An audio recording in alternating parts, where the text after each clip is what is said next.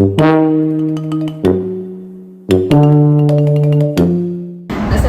warahmatullahi wabarakatuh. Saya Dr. Afiqah binti Muhammad Fauzi selaku moderator untuk kumpulan kali ini. Selamat datang saya alurkan kepada semua ke dalam perbincangan kita tentang gaya hidup Nabi Muhammad SAW. Pada hari ini kita akan menelusuri 3 aspek penting dalam kehidupan Rasulullah SAW. Yang pertama berkaitan ibadah, kedua akidah, dan yang terakhir sekali berkaitan dengan akhlak Rasulullah SAW. Matlamat kita adalah untuk mendapatkan pemahaman yang lebih mendalam tentang kehidupan Rasulullah SAW sebagai contoh untuk umat Islam. Sebelum kita memulakan perbincangan kita pada hari ini, izinkan saya untuk memperkenalkan ahli-ahli panel kita yang bertanggungjawab untuk mengupas topik kita pada hari ini. Panel kita yang pertama ialah Nur Aina Syafiqah, yang kedua Nur Awatif, dan yang terakhir adalah Nur Arif Fakira.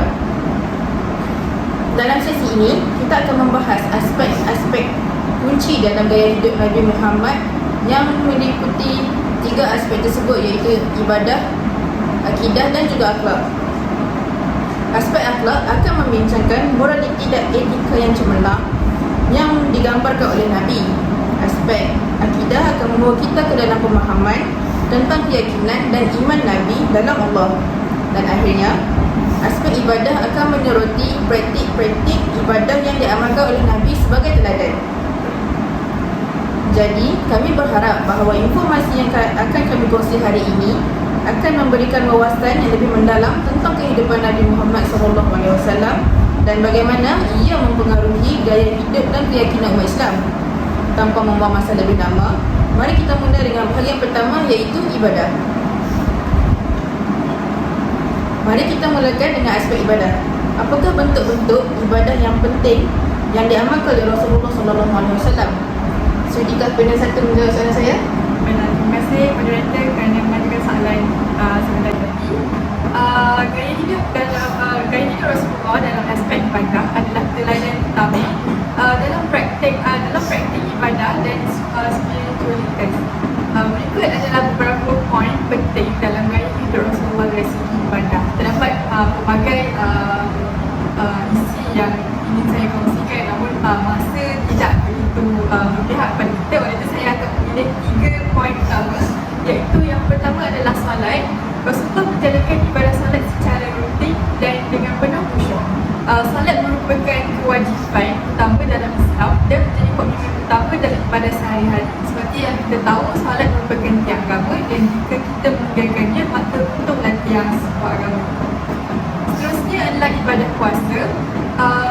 Rasulullah SAW melaksanakan puasa selama bulan Ramadan dengan penuh kepatuhan. Puasa adalah cara untuk mendekatkan diri kepada Allah dan meningkatkan kesabaran. Dan poin yang ketiga adalah berkaitan dengan zakat dan sedekah. Rasulullah SAW mendorong umatnya, iaitu kita, untuk memberikan zakat dan sedekah kepada fakir miskin, iaitu kepada mereka yang memerlukan. Ini mencerminkan rasa solidaritas dan penuh rasa peduli terhadap kaum miskin. Okey, seterusnya, bagaimanakah cara baginda Nabi Muhammad SAW memotivasikan umatnya untuk menjalani ibadah seperti mengerjakan solat, berpuasa dan bersedekah? Baiklah. Untuk melaksanakan ibadah ini, Rasulullah SAW menyeru ibu bapa untuk melatih anak-anak mereka sejak usia muda lagi. Seperti contoh, bagi anak-anak pada peringkat umur 7 hingga 14 tahun. Pada tahap ini, kita mula menanamkan nilai disiplin dan tanggungjawab kepada anak-anak. Seperti menurut hadis Abu Dawud, perintahlah anak-anak kamu supaya mendirikan sembahyang ketika berusia 7 tahun dan pukullah mereka kerana meninggalkan sembahyang ketika berumur 10 tahun dan asingkanlah tempat tidur di antara mereka lelaki dan perempuan. Pukul itu bila bukanlah untuk menyiksa, cuma sekadar untuk menggerakkan mereka. Janganlah dipukul di bahagian muka kerana muka adalah tempat penghormatan seseorang. Allah SWT mencipta sendiri muka Nabi Adam. Kesannya, anak-anak akan lebih bertanggung tanggungjawab pada setiap seluruhan kita, terutama dalam mendirikan solat. Inilah masa terbaik bagi kita dalam memprogramkan tasiah dan akhlak anak-anak mengikut acuan Islam. Kurang bagi bapa yang sama ada ingin menjadikan mereka seorang Muslim, Yahudi, Nasrani atau Majusi. Soalan seterusnya, apakah pesanan terpenting tentang kesederhanaan dalam beribadah dan dapat kita pelajari daripada Nabi kita sendiri, Nabi Muhammad SAW? Baiklah, berkaitan dengan prinsip kesederhanaan, kita boleh tengok daripada prinsip wasatiyah, iaitu kesederhanaan dalam syariat adalah memberi makna segala hukum hakamnya adalah bersifat sederhana, tidak ekstrim kepada yang berlebihan atau berperangan. Ini bermaksud kita melakukan sesuatu perkara itu secara sederhana dan tidak terlalu ekstrim. Bermaksud kita tidak melakukan secara berlebihan ataupun berkurangan. Dalam melakukan prinsip wasatiyah ini, ia boleh berlaku perubahan dan penyesuaian tertentu pada pelaksanaan hukum ikut keperluan yang tertentu.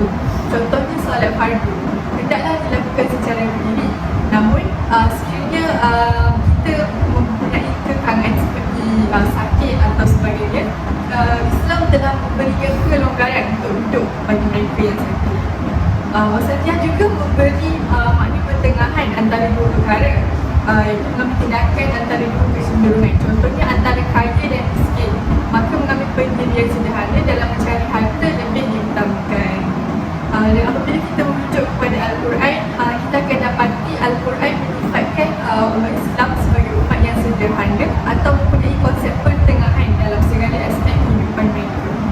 Ini dapat dilihat dalam firman Allah SWT yang bermaksud, demikianlah bila kami telah jadikan kamu umat yang adil, iaitu yakni dalam pertengahan, supaya kamu menjadi saksi terhadap manusia. Surah Al-Baqarah ayat 143. Kesederhanaan yang diamalkan di dalam Islam adalah bermatlamat untuk mencari kebenaran atau al-haq, yang dalam menuju ke arah kebenaran pastinya akal semata-mata tidak mampu untuk memimpin manusia mencapai kebenaran yang mutlak. Roh kesederhanaan dalam Islam ditiup oleh Al-Quran yang merupakan wahyu ilahi untuk menyimbangi di antara kehendak manusia dan agama. Oleh itu, kita sebagai umat Islam perlulah mengamalkan konsep wasatiyah dalam kehidupan supaya tidak cenderung melakukan sesuatu perkara itu secara berlebihan. Sekian, terima kasih. Alhamdulillah. Terima kasih saya ucapkan kepada panel kita yang pertama. Seterusnya, saya ingin bertanya kepada panel kita yang kedua dan ketiga berkaitan dengan aspek akidah. Saya akan mulakan dengan panel kedua. Bagaimanakah Nabi Muhammad SAW memperlihatkan keimanan dan keyakinan terhadap Allah SWT dalam kehidupan sehari-harinya? Terima kasih atas soalan yang diajukan seperti yang tadi berkaitan.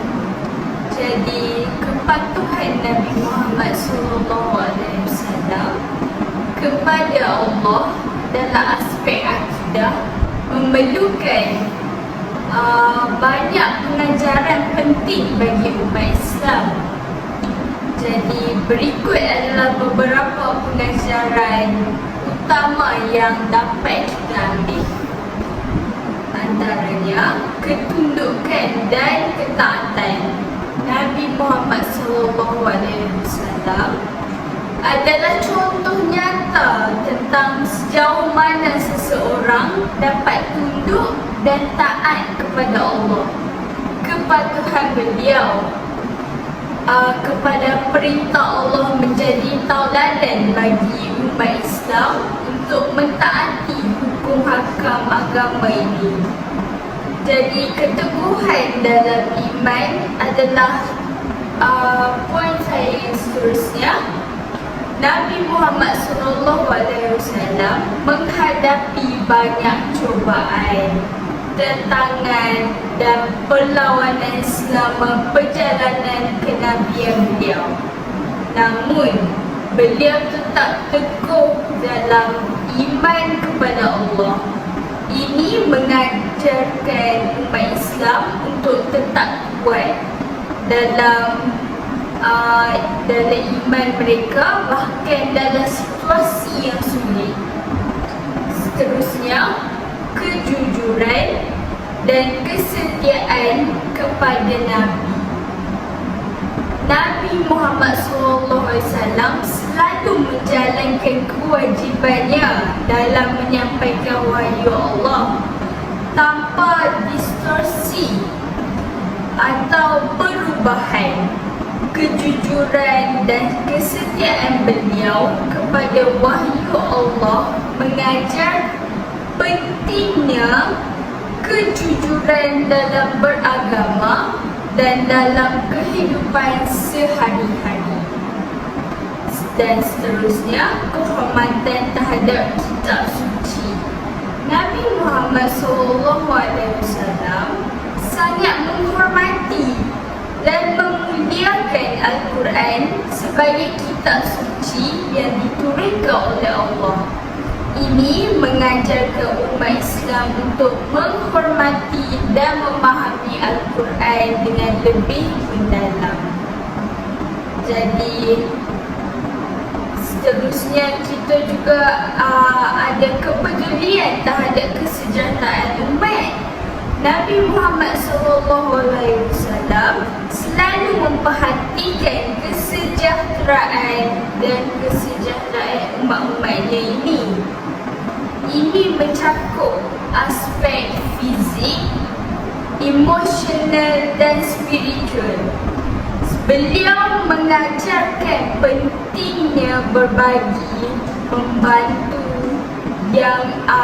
dan mempeduli kepada kesejahteraan sesama manusia.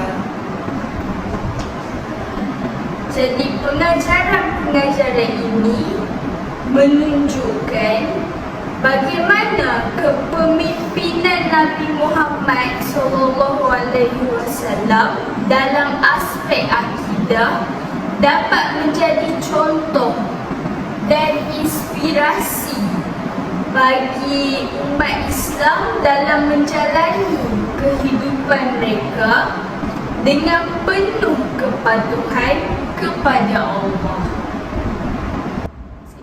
Baiklah, poin yang menarik sekali diberikan oleh pendengar kedua kita.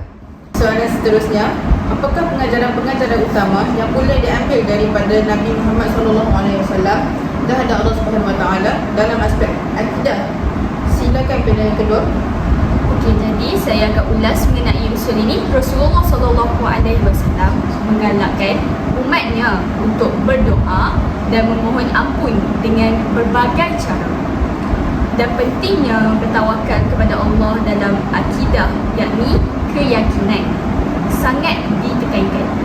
Berikut adalah cara Nabi Muhammad SAW mendorong berdoa dan memohon ampun serta signifikasikan tawakal dalam ibadah.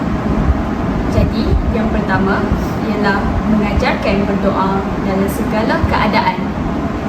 Rasulullah SAW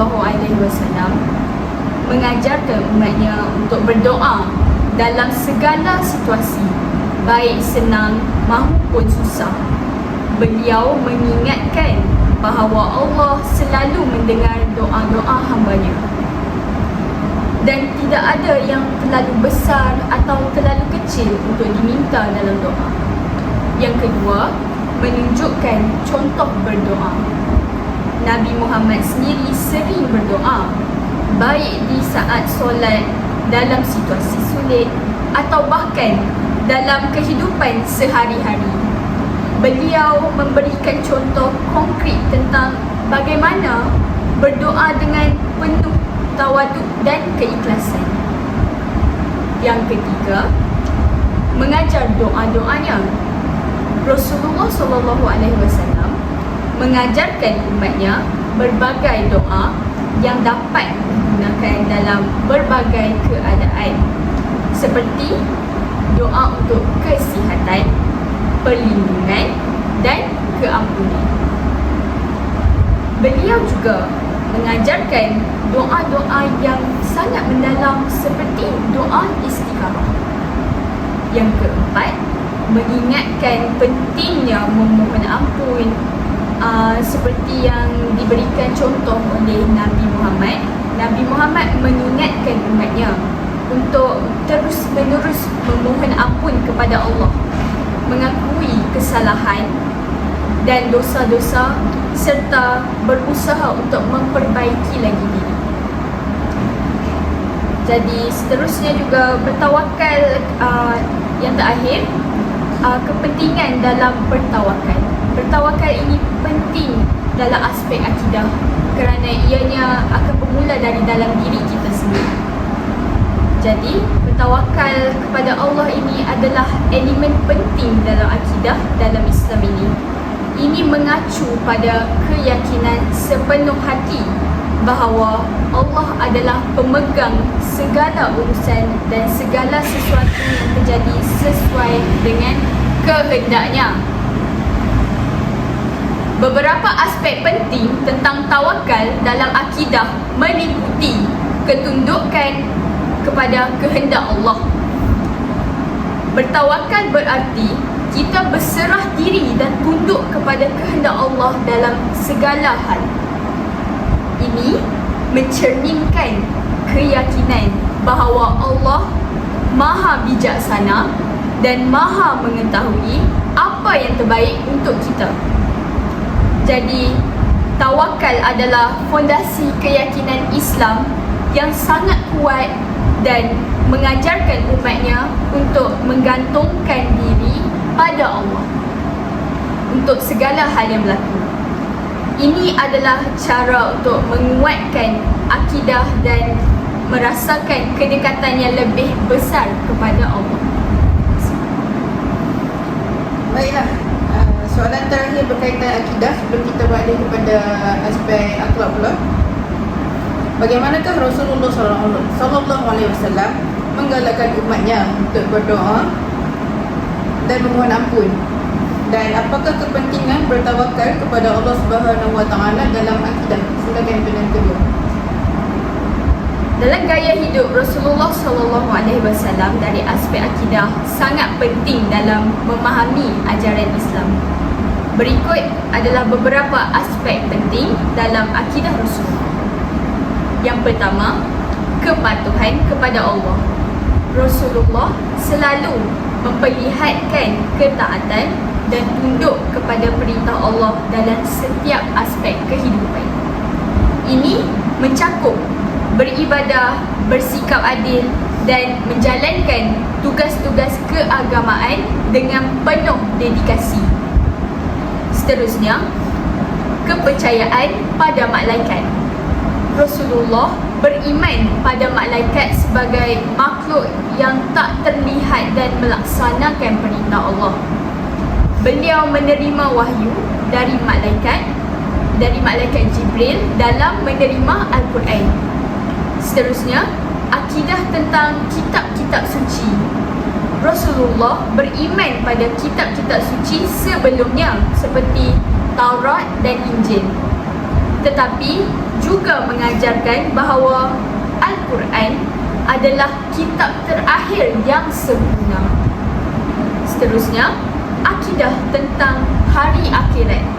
Rasulullah SAW mengajarkan tentang hari kiamat, pembalasan amal perbuatan manusia dan pentingnya persiapan untuk akhirat. Yang keenam, rasa syukur dan kesabaran. Rasulullah mengajarkan untuk bersyukur dalam segala keadaan dan bersabar dalam menghadapi segala cubaan. Ini mencerminkan kepercayaan pada qada dan qadar, iaitu ketentuan Allah. Seterusnya, kerendahan hati dan tawadu. Beliau menunjukkan kerendahan hati dalam segala aspek kehidupan dan mengajarkan umatnya untuk menghindari kesombongan. Yang ke-8, kasih sayang dan keadilan. Rasulullah SAW adalah teladan dalam berlaku adil, baik daripada keluarga, sahabat maupun musuh. Beliau juga mengajarkan kasih sayang kepada semua makhluk.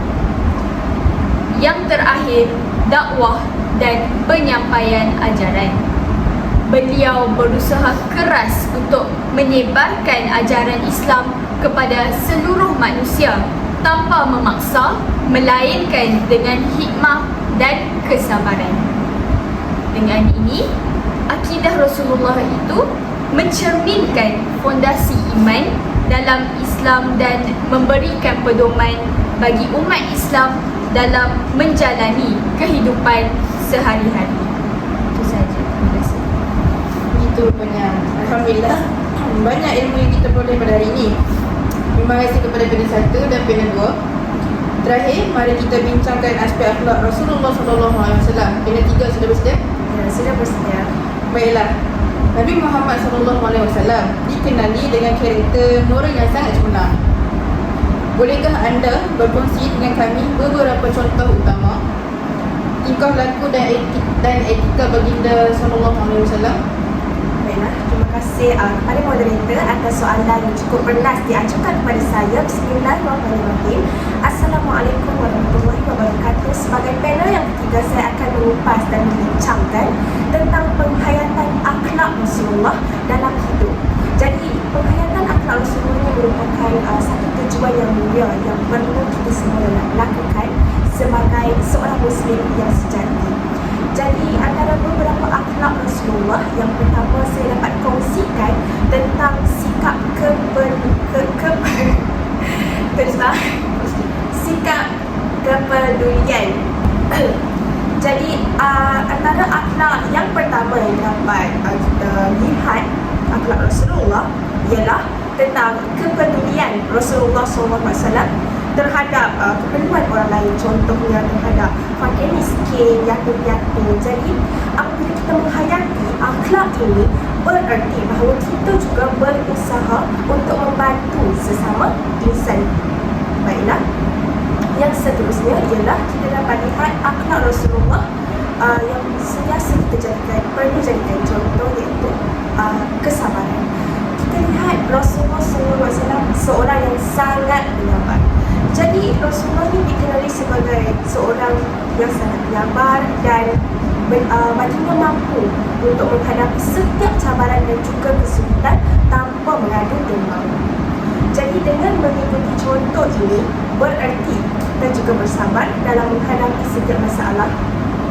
Dan yang seterusnya, seperti yang panel 1 katakan tadi, iaitu tentang kesederhanaan dalam prinsip wasatiyah. Saya juga ingin bahaskan, tetapi dalam aspek yang sedikit berbeza, iaitu kesederhanaan. Rasulullah ini kita fokuskan kepada gaya hidup baginda. Jadi baginda hidup dengan keadaan yang sederhana. Baginda tidak terlalu mencari kemewahan dunia. Jadi seterusnya, akhlak yang seterusnya ialah keadilan. Jadi kita tahu bahawa Rasulullah SAW merupakan seorang pemimpin. Jadi sifat ataupun akhlak keadilan ini semestinya perlu ada di dalam diri baginda. Jadi bukan sahaja di dalam diri baginda, malah di dalam diri ataupun hati kita semua. Jadi Rasulullah SAW adil dalam memutuskan perkara dan melakukan semua orang dengan adil dan saksama.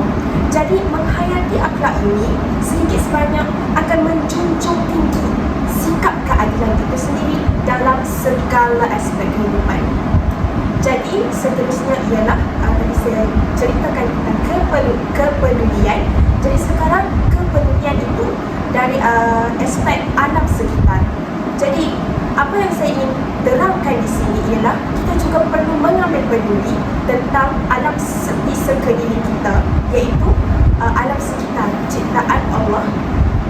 Kerana dengan kita menghargai alam ciptaan Allah, ini bermakna kita juga akan kepedulian terhadap alam. Yang seterusnya, kebijaksanaan dalam berbicara. Jadi kita tahu bahawa baginda selalu berbicara dengan bijaksana dan menghindari perkataan-perkataan yang akan menyakiti orang lain. Jadi menghayati akhlak ini semestinya lah akan menunjukkan bahawa kita sebenarnya berbicara dengan hati dan akal fikiran yang terbuka dan bukan hanya berkata dengan perasaan semata-mata. Jadi yang terakhir ialah yang ini saya ingin tegaskan bahawa akhlak ini merupakan satu akhlak yang sepatutnya kita semua telah ada di dalam diri sejak dahulu lagi, iaitu keikhlasan. Jadi ikhlas ini kita dapat lihat dari pelbagai aspek, sama ada aspek ibadah ataupun akidah. Baiklah, ikhlas ini saya tegaskan bahawa Rasulullah SAW melakukan setiap perkara, segala sesuatu niatnya ikhlas kepada Allah yang satu. Jadi kita harus mengaplikasikan perkara ini dalam kehidupan kita juga, iaitu melakukan setiap perkara dengan ikhlas. Sekian, terima kasih. Jadi kita sebagai umat Islam harus mengikuti akhlak baginda Rasulullah SAW, betul? Ya, benar sekali. Okey, betul. Soalan terakhir kita pada hari ini, maafkan saya. Seterusnya, bagaimanakah umat Islam hari ini boleh memasukkan ajaran Rasulullah SAW tentang kebaikan, kesabaran dan empati ke dalam kehidupan seharian mereka? Baiklah, terima kasih atas soalan moderator. Jadi, bagi menjawab persoalan ini, apabila kita ingin mempraktikkan kebaikan ataupun kesabaran dan juga empati, yang pertama saya akan ulaskan tentang mempraktikkan kebaikan. Jadi umat Islam dapat mencontohi Nabi Muhammad dengan melakukan segala perbuatan baik pada setiap hari. Contohnya, saya berikan contoh yang paling mudah, iaitu membantu orang yang memerlukan. Tidakkah itu perkara yang cukup mudah? Ya, betul. Ya, benar sekali. Jadi seterusnya kita juga boleh menyumbangkan kepada pihak amal kebaikan dan seterusnya bersikap baik terhadap sesama Muslim. Dan yang seterusnya ialah kesabaran, seperti moderator katakan tadi, iaitu mengamalkan kesabaran adalah, saya katakan, satu kunci dalam menghadapi cubaan dan juga kesulitan, seperti persoalan saya yang setelah saya jawabkan sebelum ini tentang sabar. Jadi umat Islam dapat mencontohi Nabi Muhammad SAW dengan sabar menghadapi ujian hidup dan tidak pernah mengeluh. Dan yang seterusnya, saya akan bincangkan tentang empati. Jadi mengamalkan empati, apakah ini empati? Empati adalah kemampuan untuk merasakan perasaan dan juga keperluan orang lain. Jadi artinya kita mengambil peduli tentang masyarakat di sekeliling kita dan bukan hanya berfikir tentang diri kita semata-mata. Jadi umat Islam dapat meningkatkan empati dengan mendengarkan orang lain, contohnya mendengarkan masalah ataupun apa-apa sahaja yang berlaku di sekeliling kita. Dan jika kita mampu, sepatutnya kita membantu mereka dalam kesulitan, memahami juga perspektif dan juga masalah yang berlaku di dalam masyarakat kita. Baiklah, yang seterusnya saya akan bincangkan yang terakhir soalan yang ini ialah menjaga kejujuran. Jadi kehormatan dan kejujuran adalah nilai yang penting dalam Islam.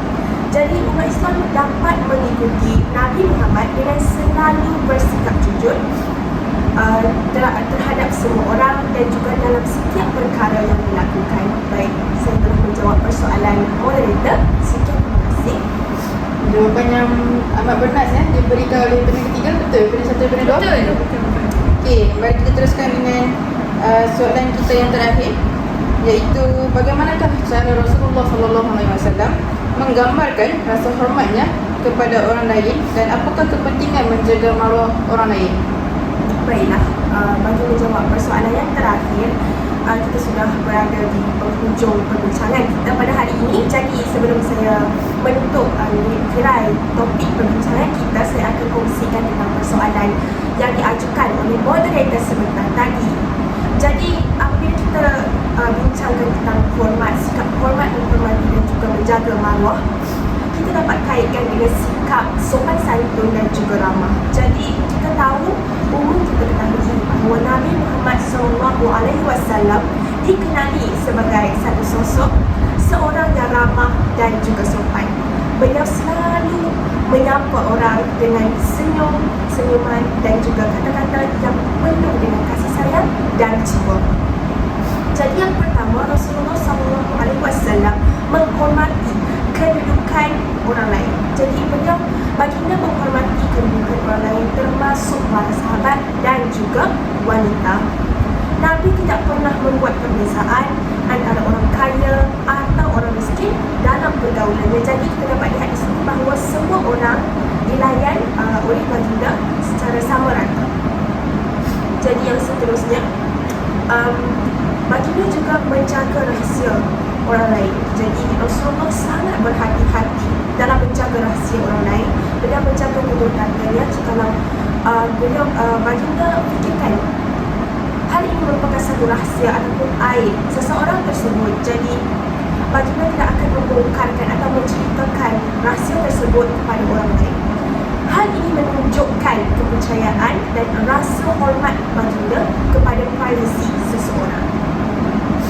Jadi yang seterusnya ialah baginda juga sentiasa menghormati anak yatim.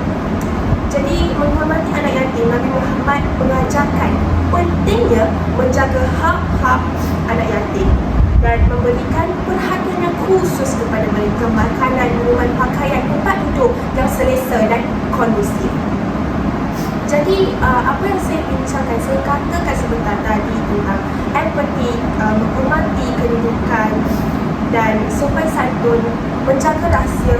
Hal ini saya dapat simpulkan bahawa ia berada di bawah satu payung, iaitu payung menjaga maruah orang lain. Dan kita perlu berfikir bahawa maruah orang lain itu sesuatu perkara yang perlu dijaga sama ada rahsia ataupun aib. Jadi sekian sahaja daripada saya tentang topik dan persoalan pada kali ini. Sekian, terima kasih. Sangat mudah dipahami konteks isi yang diutarakan oleh Panel Arif Akira. Jadi itu dia jawapan terakhir bagi soalan terakhir kita pada hari ini. Terima kasih saya ucapkan kepada para panelis kita pada kali ini. Kesimpulannya, gaya hidup Rasulullah SAW adalah sumber inspirasi dan tuntutan bagi umat Islam, terutamanya umat-umat akhir zaman, melalui aspek ibadah, akidah dan juga akhlak. Baginda telah memberikan panduan yang kuat untuk menjalani kehidupan yang begitu bermakna.